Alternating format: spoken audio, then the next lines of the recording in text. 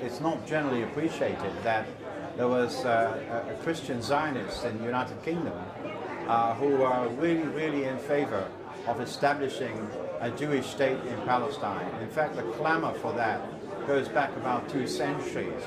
And as a side stream to that Christian Zionist movement, there was another movement which is called British Israel. And in this movement, which eventually attracted 3 million followers, including up into the royal family of Great Britain, when Britain still had an empire, and they believed that they were Ephraim, that they were of the tribes of Israel, that they were the sons of Joseph. And there were some eminent authors who wrote some really good books about it. Now, British Israelism has gotten sort of a negative connotation over the years. Why do you think that happened? Well, it happened really, I think, that there was a book by a certain author which titled The 13th Tribe. And he talked about Ashkenaz, which was an empire of the Kazakh Empire. And his thesis was that these Kazakhs were not Jews, and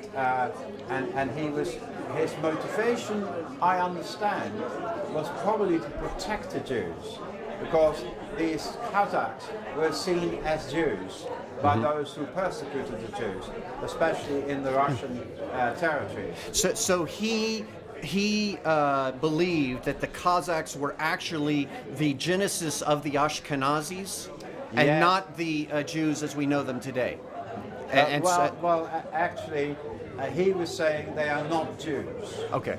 And that the Ashkenazi did not descend from the Jews. No, okay. No, he didn't say that. He said the Kazakhs, the people who come from Kazakhstan, the Khazar people were not Jews. They were the 13th tribe of Israel. They were not Jews. So they were Israelite, but not Jews. Okay, and therefore there's no reason to persecute them for being Jews. No reason to persecute them for being Jews. So that, I believe, was his motivation. The effect of his book was that it was taken out by British Israel as proof that the Jews were imposters, counterfeits, etc. And they tarred all Ashkenazi Jews with that brush. I see. And it became an issue of race, and this racist doctrine entered and poisoned the British Israel movement. Okay.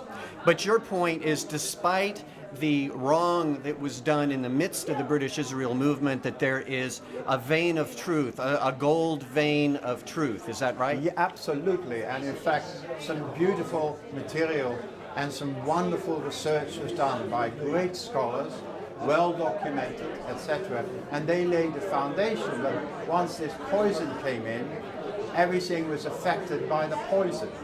Right. And I was asked, because I started writing books about this subject in the late 90s, I was asked to give a talk at their conference, their national conference, as an invited guest. And because they knew that my mother was Jewish of Ashkenazi descent, there was a conspiracy going on.